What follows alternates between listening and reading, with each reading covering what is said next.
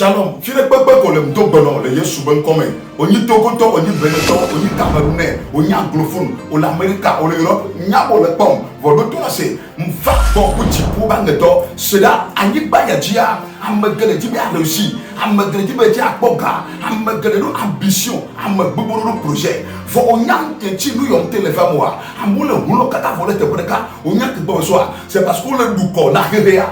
C'est là. No omnyale ko ola son na nyigba jiwa ola duko na nyigba ola duko na natura yene gakamo ko le duko de natura mate produit de pepona o nyankechia eno ke ya begbeto amesa bele ji na nyigba jia solution ele gbogbo alome donc o do anyale ko gogo na gbogbo o do anyale ko négocier na ndele gbogbo o do anyale ko opérer dans le monde spirituel que gbogbo de pour le jinefia ne gbogbo ati so do alome non do to nase anyigba que Jimmy Léa, on doit y avoir des maou, on doit y avoir caractère na maou, on doit y avoir que maou zona, on doit y avoir nous comme Jonathan maou, nous comme Jonathan maou. Le premier exemple de Kaya, c'est la avec beton vanigati babalo. Maou tamanu de pour la messamati, et y tamanu ya yeboye bana, et net Jina babato, fait bande de Jina parce qu'avec beton, j'ai si le cœur.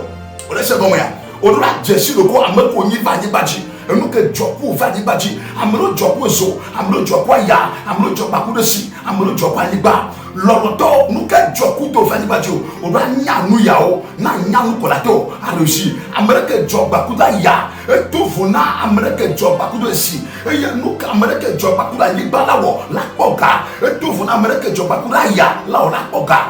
Jésus amakonya nya identité spirituelle a nya que job bakudoa na nya ko la tewo na ni gba ba teje juno le Yesu ben ko tout na be amen e jandea Yesu mangle odiwo Yesu mangle odio Yesu mangle odiwo oh Yesu mangle